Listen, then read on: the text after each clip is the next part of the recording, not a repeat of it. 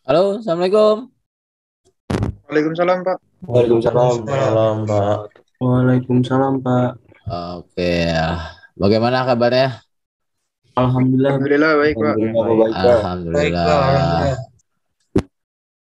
Oke,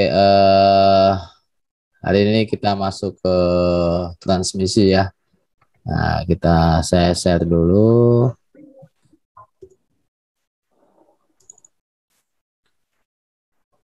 Oke, di saluran transmisi ini, kalau Anda lihat ada apa saja di sini?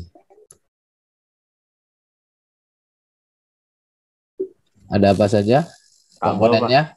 Kawat sama Kawat, tiang, Pak. Pak. Kawat, ya, kawat. Habis itu tiang. Habis itu apa lagi? Ini apa nih? Enggak tahu Pak. Isolator ya. Nah, nah, kawat sama tiang ini dihubungin ke tiang. Kalau langsung ke tiang gimana? Yang terjadi apa? Enggak. Enggak. Enggak. Kalau misalnya kawat dihubungin ke tiang nih langsung, yang terjadi apa? Nyetrum. Nyetrum ya. Tiang. Ya, tiang kan ini ya, bahan konduktor yang baik ya. Nyetrum. Supaya nggak nyetrum pakai apa makanya? Nyetrum Pak. Nyetrum. Ada isolator gitu ya. Jadi nggak nyambung ke tiang langsung ya. Kalau Anda lihat itu Konduktor. kawat penghantar itu nggak langsung ke tiang, tapi melalui isolator dulu, isolatornya baru satunya lagi ke tiang gitu ya. Isolator. Nah, ya Ditambahin isolator. isolator Pak. Iya, ada isolatornya ini. Ya, kalau Anda lihat tuh ada isolatornya ya. Nah, ada yang paling atas itu namanya kawat tanah ya. Nah, ada kawat tanah. Jadi ada 4 komponen yang penting itu. Ada kawat tanah, jadi ada tiang, ya, ada konduktor atau kawat penghantarnya, itu ya, sama isolator ya. Oke, nah kita masuk ke sini. Nah, di transmisi itu berapa tegangannya kemarin? Soal transmisi tegangannya 3 fasa ya. Ya, jadi ini di konduktor di transmisi itu tadi kawat penghantarnya itu ada R sama L ya, ada resistor sama induktansi, resistansi sama induktansi ya. Nah, ini misalnya dari suatu pembangkit generator ditransmisikan ya. Ditransmisikan, nah ini di ujungnya ini bebannya ya. Ini bebannya ZL ini bebannya. Jadi kalau kan di saluran udara ekstra tinggi itu ada sekitar 70 kV sampai 150 kV gitu ya. Oh, 150 sampai 500 kV ya, kilovolt ya. Maka kalau tegangannya itu adalah V pasanya ini V line dibagi akar 3 ya. Maka kalau di rumah Anda itu kan 220 itu tegangannya satu fasa ya. Ya, satu fasa. Berarti kalau 3 fasa itu kan 380. Jadi VP ini V line dibagi akar 3. Jadi 380 dibagi akar 3 itu sekitar 220 volt. Nah, kalau di sini ya, kalau di transmisi, kalau buat ngitung analisis dayanya seperti ini berarti kalau 70 kV ya 70 kV dibagi akar 3 itu satu fase-nya ya. Oke, itu seperti itu. Jadi dari yang rangkaian kemarin ada instansi, ada induktansi ya di sini. Ini ada Z, ini apa? Z pedansi ya, pedansi ohm. Nah, kalau kita lihat di sini di sistem transmisi ini single line diagram ya. Jadi kalau misalnya Anda lihat di single line diagramnya transmisinya itu seperti apa misalnya ya, dari bangkit ya atau dari ini sampai ke beban ya. Kalau ini di transmisinya aja nih ya. Ini dari power plant ya. Nah, ini misalnya ada pembangkit 13,8 kV ya, 1000 MVA. Berarti 1000 apa nih? MVA ya.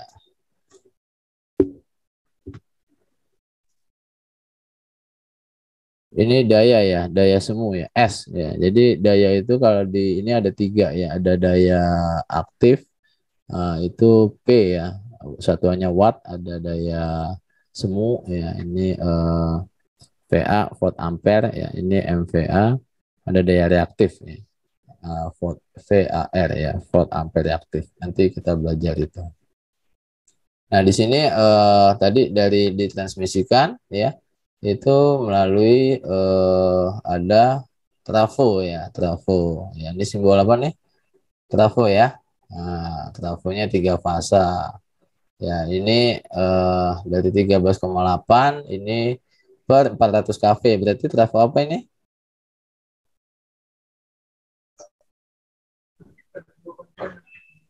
Halo? Kalau naik jadi trafo apa? Step up. Step up ya. Nah, ini step up ini. Ya, di sini ini transmisikan misalnya ini ada jaraknya 100 km. Ya, ini L1-nya 230 kV ya. Ya, ini masuk ke ini di transmisi yang apa? Di transmisi ini kemudian masuk lagi. Jadi di trafo ini adanya di gardu induk ya. Ini di GI gardu induk. Nah, ini ada di gardu induk juga ya. Berarti ada trafo lagi diturunin lagi nih. Ya, ini oh di power plant yang kedua ini ada dua ya. Jadi kalau di single line diagram ini ada dua sumber ya. Misalnya ini power plant satu, ini power plant kedua ya, generator ya, pembangkit ya, ditransmisikan di sini. Nah, ini ada kebagi lagi ya, ini TR3 trafo lagi, ini kan lagi gitu ya, ada 30 ke 500 kV, ini 500 kV. Nah, ini ke bebannya. Ya, ini model single line diagramnya seperti ini ya, di transmisi misalnya. Ya, di elektrik, jadi kalau ngelihat baca ya dari single line diagram bisa tahu bagaimana penyaluran di energi listriknya. Oke, kalau kita lanjut lagi di sini, nah untuk load analisis ini, jadi di saluran transmisi itu dibagi tiga. Ada pendek, ada menengah dan panjang gitu ya. Jadi pendek ini 80 km, ya menengah itu 80 sampai dengan 250 km, panjang antara 250 km. Ya, jadi bisa dihitung nanti berapa sih daya yang apa daya yang dikirim dari pembangkit sampai yang diterima itu berapa. Yang pasti nggak akan sama. Misalnya daya yang dikirim tadi 1000 MVA nggak akan sama sampai 1000 juga. Pasti ada rugi-rugi dayanya di sana. Nah, bicara dengan menara. Nah, ini dia menara transmisi ya. Nah, pada gambar 1 sama 2 ini bedanya apa nih? Di bentuknya Pak. Isolator. Isolatornya ya. Isolatornya kenapa? Yang gambar pertama cuma 3, gambar kedua ada 6. Ada 6. Ya, oke. Ya benar. Pernah ngeliat gak? Pernah lihat kalau lihat di transmisi gitu ya. Modelnya seperti ini, ada yang 3, ada yang seperti ini 6 gitu. Oke, apalagi? Hah? Enggak Pak, enggak dari. Enggak, ya nanti lihat-lihat ya kalau lagi jalan gitu ya. Nah, ini apa berarti ini? Jadi yang kalau yang di sini ini namanya saluran tunggal ya. Satunya lagi namanya saluran ganda. Ya. Jadi di sini hanya tunggal saja ditransmisikan. Nah, ini ada 2 jalur ya. Jadi ada kiri kanan nih. RST ya 3 fasa, nih RST juga. Jadi ada 2 ya. 2 jalur di sini. Ya tadi isolatornya juga benar berbeda ya. Ini 3 ya, ini pasti akan lebih banyak karena dua jalur ya. Nggak mungkin tadi kawat penghantar langsung dihubungin ke tiang ya. Nah, pasti melalui tadi isolator. Kalau ke tiang langsung nge-short dia. Ya, bisa nyetrum nanti kalau megang tiangnya mati gitu. Ya, ya itu dia. Itu Ya ini juga masang isolatornya kalau misalnya Anda lihat beda-beda gitu ya. Nah, ini ada yang gantung gitu ya. Ini tipenya gantung. Ada tipenya ini horizontal ya, ada yang vertikal juga ada itu ya. Nah, Anda lihat lagi nanti kalau lagi jalan. Oke. Nah, nah ini di sini kalau misalnya kita lihat di sini ya. Tadi ada dua ya. Ada ini yang pertama ya, transmission circuit satu, misalnya ini transmission circuit yang kedua ya. Nah ini tadi ya beda lagi nih. Lihat isolatornya tadi sama yang pertama sama yang kedua nih. Nah ini ini apa nih ya? Nah di sini tipenya ada berapa nih ya? Tuh ada banyak ya. Nah ini masangnya ini enggak gantung ya. Ini seperti ini ya. Ada ini satu. Jadi ada kawat penghantar ini. Nah ini kawatnya penghantar ini ada namanya bandol konduktor ya. Nah kalau Anda lihat-lihat lagi, ada banyak nih kawat berkas namanya. Jadi kalau saluran udara ekstra tinggi ya, dari misalnya 500 kV gitu yang semakin besar biasanya menggunakan kawat berkas, bandol konduktor. Nah, ini masing-masing tadi ada apa saluran ganda ya ini. Nah, di sini kawatnya, kawat pengantar masuk ke tiang tadi pakai isolator ya. Nih, nah ini tipenya pakai isolator. Nah, buat nyambungnya lagi ke tiang berikutnya, ini pakai isolator lagi sini. Ya, yang satu ini isolator, ini nyambungnya ke tiang berikutnya. Antara kawat penghantar satu sama yang selanjutnya ini ada dikasih jumper ya. Nah, ini jumpernya gitu ya. Nah, ini jumpernya. Jadi dia connect ke sini. Nah, ini ada cross arm ini ya. Nah, ini buat pegangannya. Ya modelnya seperti inilah. Kalau misalnya Anda lihat macam-macam tipe di apa di transmisi. Tiangnya juga macam-macam ya. Kalau jalannya lurus ya tiangnya ya lurus. Ininya beda-beda nanti. Kalau ada yang belok ya tiangnya beda juga. Kan nggak mungkin jalannya itu lurus terus ya. Pasti ada belok kemana gitu ya. Nah itu pasti akan berbeda tiangnya. Nah, ya secara garis besar tadi ada tiang ya, ada menara, ada konduktor ya, konduktornya ada bisa juga pakai kawat berkas ya, bandol konduktor. Ini ada isolator. Nah, ini paling atas ya, yang paling atas di sini nih. Nah ini adalah kawat tanah ya, ya kawat tanah. Jadi ada 4 sih komponen besar ya di transmisi ini. Nah ini ya ini bisa lewat, kita lewat lagi. Ya, tower ini apa sih fungsinya ini tower adalah konstruksi bangunan yang kokoh, berfungsi untuk menyangga atau merentang kawat penghantar dan ketinggian dan jarak yang cukup aman bagi manusia dan lingkungan sekitarnya. Ya, ya Anda bayangkan kalau misalnya tiangnya itu eh, pendek ya, wah bahaya ya. Nah,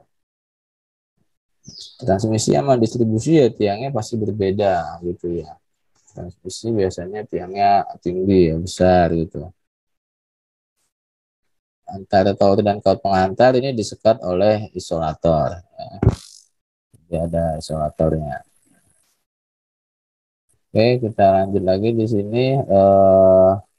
Ini konstruksi tower merupakan jenis konstruksi SUTT ya, saluran udara tegangan tinggi, atau SUTETI, saluran udara tegangan ekstra tinggi. Yang paling banyak digunakan di jalan PLN karena mudah dirakit, terutama untuk pemasangan di daerah pegunungan dan jauh dari jalan raya. Ya pengawasannya karena besi-besinya rawan terhadap pencurian. Iya, iya. Oke, itu konstruksi towernya. Kita lanjut lagi. Nah, tower ini dia harus kuat terhadap beban yang bekerja padanya ya. Gaya berat tower dan kawat penghantar, gaya tekan atau gaya tarik akibat rentangan kawatnya. Jadi kalau misalnya dia antara tiang ke tiang tuh dikasih kawat penghantar itu ada apa? Nggak bisa apa ya? eh, Tarikannya itu ada lengkungannya ya, ada lengkungannya. Apa itu? Untuk pemuaian, Pak. Nah, benar pemuaian. Kalau pemuaian kan pas suhu ya, otomatis dia Iya, bisa tambah lenggang, bisa putus ya, iya. bisa putus. Makanya dia ada apa jarak ininya ya, apa jarak eh, lengkungannya ya, namanya andongan namanya ya. Kalau di transmisi namanya andongan ya. Itu andongannya sampai jarak antara titik bawahnya sampai atasnya itu berapa. Kemudian gaya angin akibat perubahan angin pada kawat maupun badan tower. Oke, nah ini menurut fungsinya ya. Nah, macam-macam dia ada di tower ini fungsinya. Pertama ada dead end tower. Ini tiang akhir yang berlokasi di dekat gardu induk ya. Jadi tadi dekat gardu induk ada juga tiang namanya dead end tower ya. Ya, nanti di gardu induk itu yang banyak ada trafo, nah itu pasti ada di gardu induknya. Kemudian ada section tower ya. Ada section tower eh, ini tiang penyekat antara sejumlah tower penyangga dengan sejumlah tower penyangga lainnya ya. Karena alasan kemudahan saat pembangunan penarikan kawat umumnya mempunyai sudut belokan yang kecil. Ya, ada sudut belokannya dia kecil. Kemudian ada lagi eh, suspension tower. Nah, suspension tower ini tower penyangga. Tower ini hampir sepenuhnya menanggung gaya berat. Umumnya tidak mempunyai sudut belokan. Nah, suspension ini yang tipenya yang tadi ya apa vertikal ya ininya. Kalau pengantarnya lewatnya seperti itu. Ada tension ya. Ini tower penegang. Tower ini menanggung gaya tarik yang lebih besar daripada gaya berat. Umumnya mempunyai sudut belokan. Nah, jadi tadi kayak, nah ini ada tension itu tadi kalau apa ditarik ya, ya kalau ini hanya lewat saja. Kemudian ada transposition tower. Ini digunakan sebagai tempat melakukan perubahan posisi kawat guna memperbaiki impedansi transmisi. Ya. Kemudian ada gantry tower. Ini berbentuk portal digunakan pada persilangan antara dua saluran transmisi. Yang ini dibangun di bawah saluran transmisi existing. Kemudian ada satu lagi combine tower. Ini digunakan oleh dua buah saluran transmisi yang berbeda tegangan operasinya. Ya, ini macam-macam fungsinya tower di transmisi. Ya. Jadi memang beda-beda.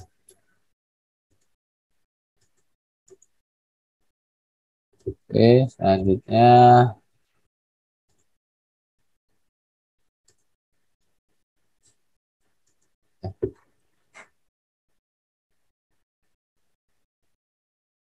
Nah, ini tadi tipenya apa di sini nih? Tunggal. Iya, tadi kan saluran tunggal apa ganda ini? Ganda. Ganda.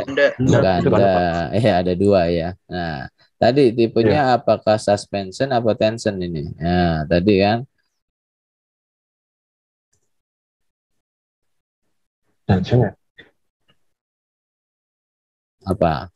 Nah, ini tadi kan kalau misalnya suspension itu kan tower penyangga, tower ini hampir sepenuhnya menanggung gaya berat, umumnya tidak punya sudut belokan ya. Langsung gaya beratnya ya. Kalau ini gaya tarik, tension ini gaya tarik ya. Nah, kalau kita lihat di sini ya, kalau dari sini di gambar 1 sama 2 ini, lihat ya. Di sini ini kawat penghantarnya antara tiang lewat mana nih? Bawah ya sini ya. Iya, Pak. Nah, bawah ini langsung ya. Nah, ini jadi pasang isolatornya ini vertikal nih ya. Jadi langsung. Nah, kalau di sini ya di sini nggak langsung lihat bawah tapi di sini masuk ya, ini isolator, ini baru sambung sini ya. Nah, ini tipenya tension ini. Jadi kekuatan apa? Gaya tariknya di sini ya. Nah, kalau di sini gaya apa tadi? Bebannya ya, beban penghantarnya langsung. Nah, ini bedanya. Kalau Anda lihat ya macam-macam ya. Nah, di situ. Nah, jadi ini tadi ya dua sirkuit ya tadi ya, dua sirkuit ini tipenya suspensi, ini tension gitu. Kalau Anda lihat nanti ya. Jadi kita kenal di transmisinya. Oh, kalau Anda lihat ke jalan, oh ini nih. Wah, ini tipe suspensi nih. Wah, gitu ya. Wah, ini tipe tension nih. Wah. Jadi ini ngandung gaya berat penghantar, ini gaya tariknya penghantarnya. Jadi seperti itu antar konduktor ini dikasih ini ya jumper ini. Nah, kemudian ada lagi. Nah, ini. Nah, bedanya apa lagi nih? Yang pertama itu kayak titik temu gitu Pak, pertemuan. Ya, ini tipenya apa? Apa ya tadi ya? Saya lupa Pak. Suspension ya.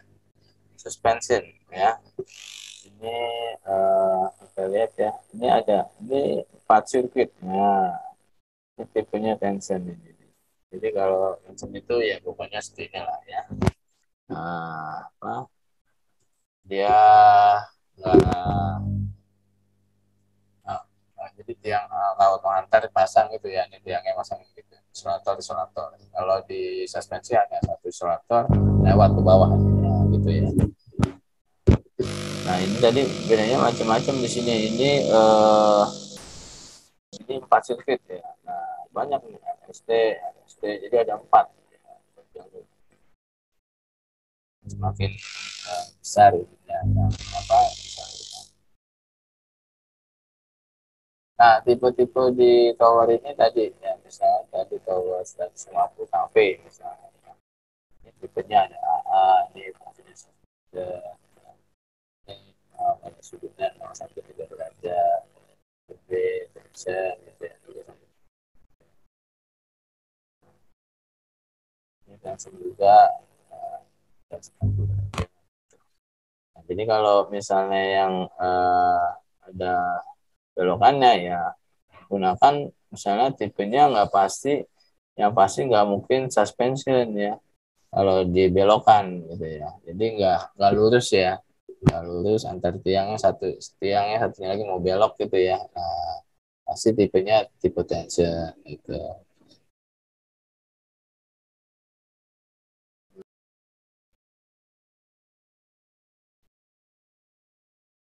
Ini kawat fasa ini ada pasangnya, ada delta, piramida, ada zigzag gitu ya. Delta ini gunakan pada konfigurasi horizontal, mendatar. Zigzag kawat fasa tidak berada pada satu sisi lengan tower ya. Ada piramida juga digunakan pada konfigurasi vertikal atau tegak. Kemudian kita lanjut lagi. Nah, lanjutnya ada di sini ada yang mau ditanyakan di menara transmisi. Sebelum kita masuk ke konduktor, ada yang ditanyakan?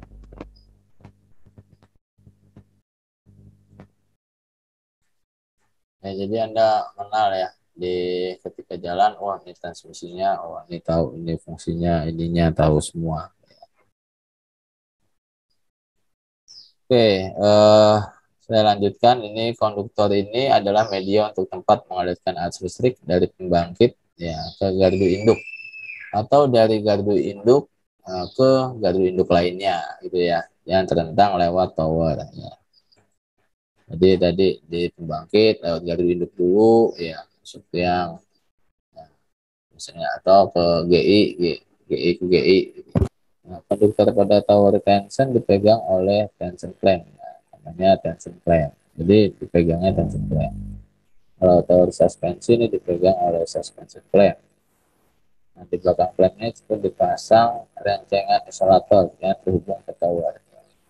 Jadi isolator itu hanya satu gitu ya. Nah, 1, 2, 3, 4 ya, namanya rencengan ya, isolator. Ya. Jadi karena buat apa dia isolator itu tadi salah satunya. Jadi fungsinya buat apa isolatornya? Buat apa? Supaya nggak nyetrum ya. Menyekat yang apa? Yang ketegangan ya. Supaya tidak keluarnya tadi nggak nyetrum ya. Oke, ini jenis-jenis kawat penghantar. Nah, kawat penghantarnya itu kalau Anda belajar nanti ada namanya AAC. Ini all aluminium conductor. Ini kawat penghantar yang seluruhnya terbuat dari aluminium. Ya. Kemudian ada triple AC, all aluminium alloy conductor. Ini kawat penghantar yang seluruhnya terbuat dari campuran aluminium. Nah, tiga ada ACSR, aluminium conductor, steel reinforced. Ini kawat penghantar aluminium berinti kawat baja. Ya. Ada ACAR, penghantar aluminium terbuat dengan logam campuran. Nah, ini jenis-jenis di kawat penghantar. Kalau misalnya kita lihat di sini, nah inilah kira-kira gambarnya seperti ini lah kawat penghantar kalau dibelah ya. Nah, ini dibelahnya. Nah, gitu ya. Jadi aluminium kalau di ini, jadi kalau di tengahnya steel, kawat baja apa namanya? ACSR ya. Ya, ya. Ada steel dan terus.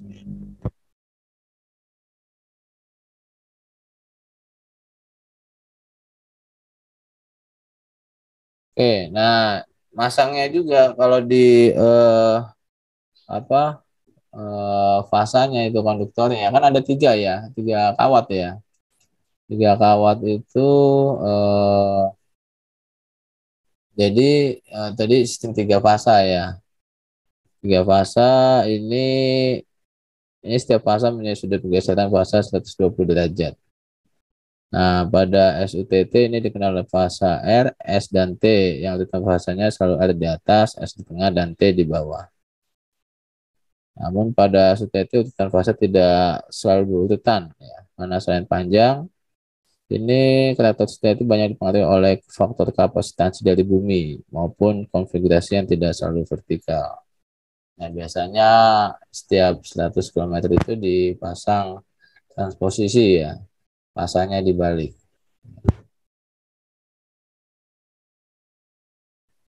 Oke, kita lanjut lagi di sini. Nah, ini tadi model kawat berkas ya. Nah, ini dia. Tadi model-model kawat berkas ini. Nah, ini ada dua. Ya, ini dua bandel ya. Dua kawat berkas. Ya.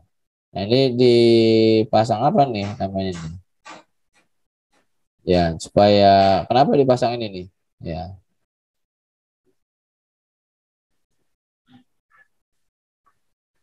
Kenapa harus dipasang? Ini namanya spacer ya. Ini supaya apa? Nggak nyambung ya. Ya, dikasih spacer ini. Ya. Nah, ini ada tiga berkas gitu ya. Tiga kawat berkas, ini ada empat ya. Hanya modelnya seperti ini, bisa ada juga ada enam gitu ya. Enamnya ada 6 bundle. Oke, ini nah penampang dan jumlah konduktor disesuaikan dengan kapasitas daya yang akan disalurkan. Sedangkan jarak antar kawat fasa maupun kawat berkas disesuaikan dengan tegangan operasinya. Jika kawat terlalu kecil, maka kawat akan panas dan rugi transmisi juga akan besar. Nah, pada tegangan yang tinggi, steady, penampang kawat, jumlah kawat maupun jarak antara kawat berkas mempengaruhi besarnya korona yang terkait dengan bunyi desis atau berisiknya. Ya, kalau semakin tinggi sekali tegangannya.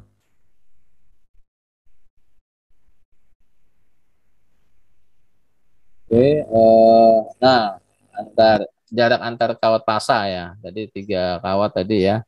Jaraknya itu idealnya kalau STT 70 kV ini antar kawat pasanya 3 meter ya. Kalau STT ini ada 6 meter. Nah, STT ini 12 meter ya. Semakin besar tegangannya akan semakin jaraknya akan semakin apa panjang ya. Hal ini karena menghindari terjadinya efek ayunan yang dapat menimbulkan flashover antar fasa. Oke, ini kawat fasa. Nah, di sini ada yang bertanyakan?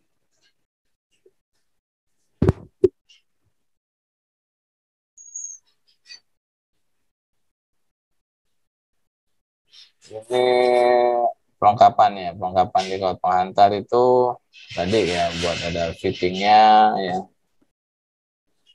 Fitting kawat penghantar ada spacer tadi ya, spacer tadi buat apa? eh, supaya menghubungkan tadi antar kawat berkasa itu pakai spacer. Nah, vibration damper ini untuk perbaikan pasang sama ya vibration damper buat yang putaran. Ada liquid slave gitu ya. Ini salah satu yang sudah jadi bagian yang berfungsi untuk memperbaiki konduktivitas kawatnya retas. Pasangannya ini di press dengan hidrolik tekanan tinggi.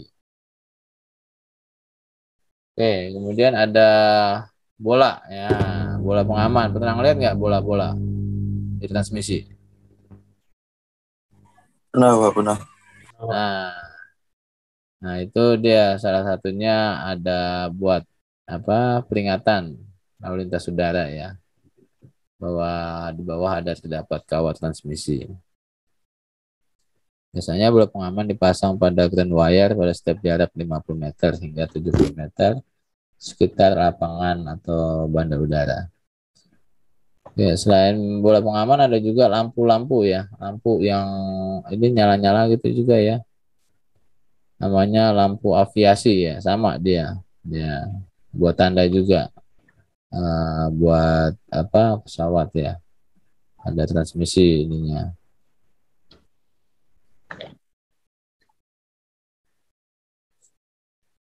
Oke. Nah, kemudian ada arching horn. Nah, banyak juga ini nih. Nah, ini arching horn ini peralatan yang dipasang pada sisi hot dari rancingan isolator ya. Ini sebagai media pelepasan busur api dari tegangan yang lebih antara sisi hot dan hot. Ya. Jarak yang diinginkan untuk memotong tegangan bila terjadi hambatan petir, ya, gangguan sehingga dapat mengamankan peralatan yang lebih mahal di induk trafo. Ya, ini ada arching horn, ya, ada arching ring gitu ya. Nah, ini misalnya pada beberapa isolator sisi hotnya bisa dipasang di tower dead end dan gantry GI. Oke, yang selanjutnya adalah di kawat tanah ya, kawat tanah ya. Kawat tanah ini fungsinya buat apa ini? Media untuk melindungi kawat fasa dari sambaran petir ya. Umumnya dipakai kawat baja atau ACSR itu biasa dipakai.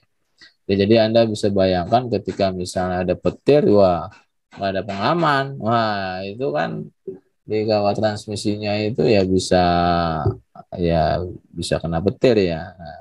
Nah, salah satunya kenapa dipasang ada kawat tanah yang paling atas tadi ya. Yang paling atas ada 2 gitu. Ya, biasanya dipasang 2. Jadi buat namun juga bisa nyambung dari samping maka dapat mengakibatkan kawat pasat sambar dan dapat mengakibatkan terjadinya gangguan. Ya, jadi dianggap memang petir kan nyambarnya dari atas kawat, ya makanya dipasang di atas. Nah, di sini kawat atau tension dipegang oleh tension frame sama ini Pada tension clamp dipasang kawat jumper yang menghubungkan pada tower agar arus petir dapat dibuang ke tanah lewat tower. Nah, jadi kalau ini buat mengalirkan arus petir dibuang ke tanah. Oke, itu kawat tanah. Nah, ini bahannya galvanis ya, steel yang dilapisi dengan aluminium. Kawat tanah juga biasa digunakan sebagai buat telemetri ya, fiber optik. Jadi di kawat tanah biasanya, jadi sekalian dia difungsikan sebagai itu. Kemudian jumlah kawat tanah paling tidak ada 1 buah di atas, tapi umumnya dipasang 2. Ya. Pasang 1 buah untuk 2 pengantar akan membuat sudut pelindungan menjadi besar, sehingga kawat pasang buat pelindungan dari sambaran petir ya. Jarak antara ground wire dengan kawat fasa di tower adalah sebesar jarak antara kawat fasa. Namun pada tersebut yang gawan mencapai 120% dari jarak tersebut. Ya hampir sama pemasangannya tadi sama antar kawat fasa dan kawat groundnya.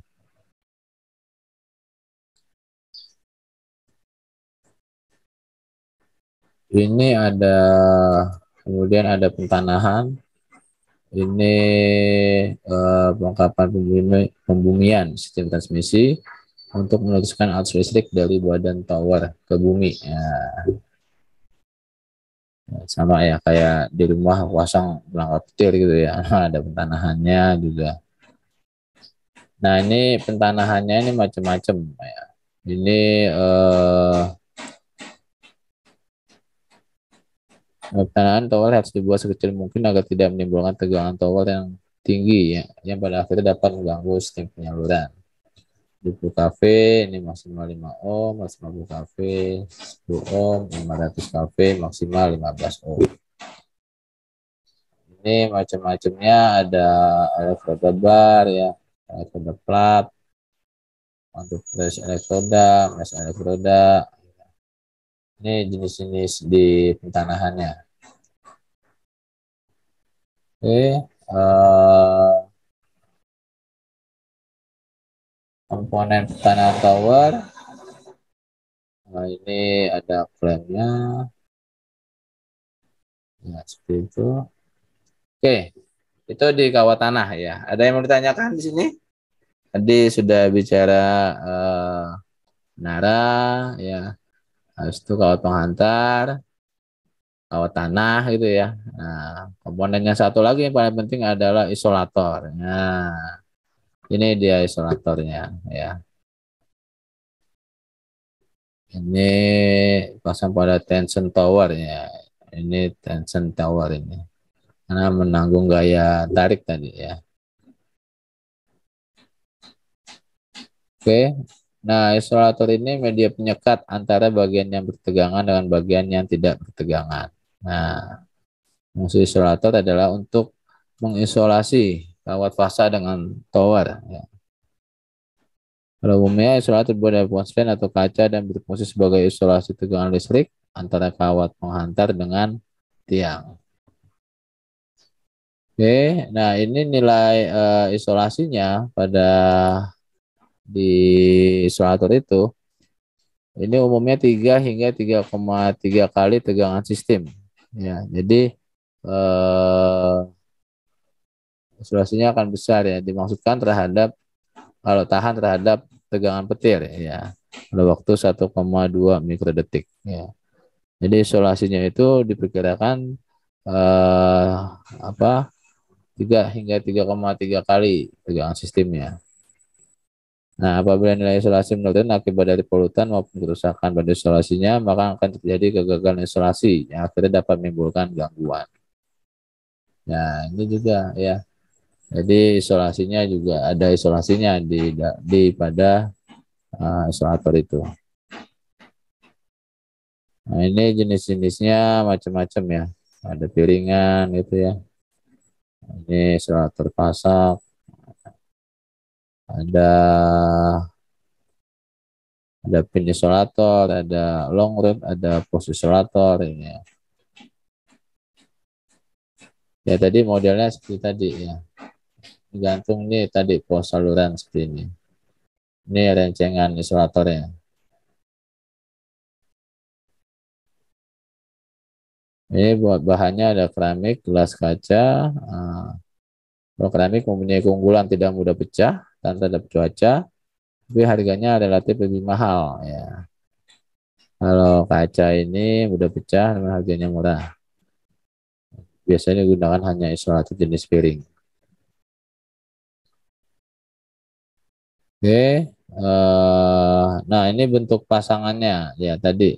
Kalau Anda lihat tadi di menara transmisinya ada isolatornya. Nah ini bentuk-bentuknya. Ada bentuk I ya, string ya. Ada V ya tadi ya. Bentuknya V, ada horizontal, ya, ada single string, double, quadruple ya. Ya beda-beda dia tipenya bentuk masangnya. Ini jenis salah renceng untuk tower suspension ya. I-nya. Nah, ini tipe yang horizontal ya. Nah, ini horizontal nih. Nah, ini yang buat tower tension. Oke. Nah, ada yang bentuk juga kalau Anda lihat ada bentuk V ya. Nah, seperti ini nih. Nah, ada bentuk V.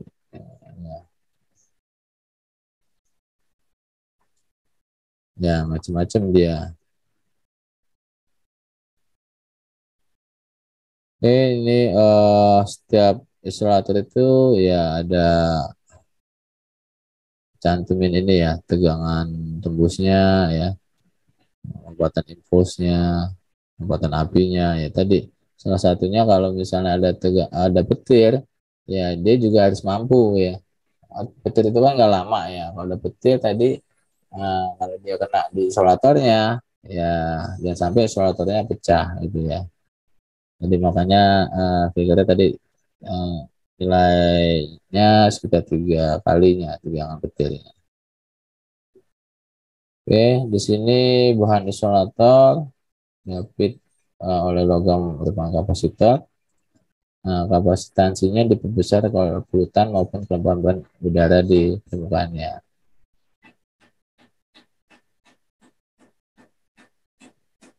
Bagian ujung saluran mengalami tegangan permukaan yang paling tinggi sehingga dibutuhkan arcing horn untuk membagi tegangan tersebut lebih merata ke beberapa piring isolator lainnya. Ya,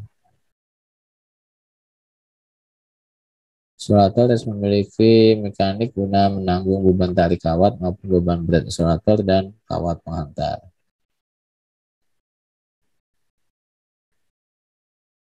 Ini pelengkapannya satu tadi untuk menghubungkan rancangan isolator dengan arm tower maupun kawat penghantar ada bolt, circle, bolt eye, ya macam-macam ini banyak ya.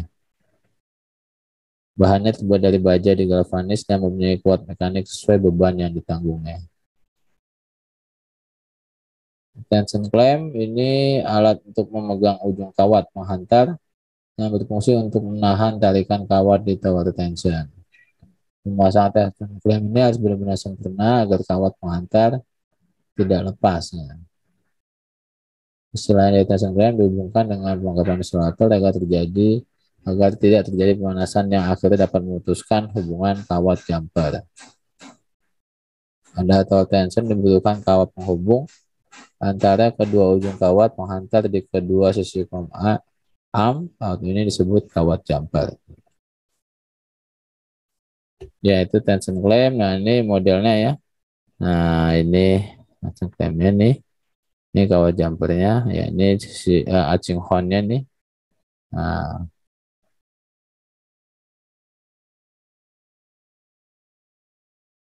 ada suspension clamp. Ini alat yang dipasangkan pada kawat penghantar ke pelengkapan isolator gantung. Fungsi untuk memegang kawat penghantar pada tower suspension.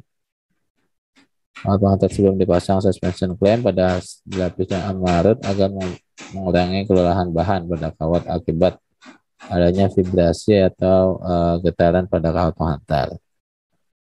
Nah, pada kondisi tertentu letak tower yang terlalu rendah dibanding tower tersebut banyak maka dipasang pemberat atau counterweight agar rencangan isolator tidak tarik ke atas. Oke, ada lagi compression joint. Nah, ini buat nyambung kawat penghantar dengan alat tes tekanan tinggi. Jadi nyambungnya itu dimulai dari penyambungan kawat steelnya dulu, baru lanjutkan dengan penyambungan kawat aluminium.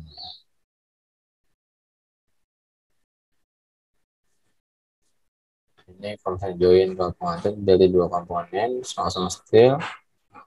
Ini berfungsi untuk menyambung steel atau bagian dalam kawat penghantar, sama-sama aluminium, berfungsi untuk menyambung aluminium ke HSR atau bagian luar penghantar. Nanti ada spacer ya. Nah, dari spacer ini alat bentang kawat penghantar buat dari bahan logam dan tengsel yang dilapisi karet. Nah, ini parasitic spacer ini merangkap sebagai vibration damper. Fungsinya misalkan kalau berkas agar tidak beradu, kalau jarak yang diinginkan dapat mengurangi bunyi desis atau corona. Oke, ini spacer. Nah, ini damper. Nah, ini tadi buat kalau Anda lihat di sini ada yang bandul-bandul gini. Ini damper ya. Buat ini fungsinya untuk meredam getaran kawat agar tidak mengalami kelelahan bahan. Damper menyerupai dua buah bandul yang dapat membuang getaran kawat. Oke, ada armored. Ini sebelah urat kawat yang dipilih. Ini kawat dari kelelahan bahan juga. Nah, ini kalau misalnya kita lihat di sini ya. Jadi antara isolator tadi ada arching horn di sini ya. Di sini ada armored, ini ada dampernya, ini ada konduktornya.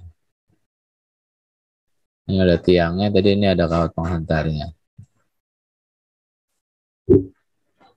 Oke, mungkin itu saja. Ada yang mau ditanyakan di sini?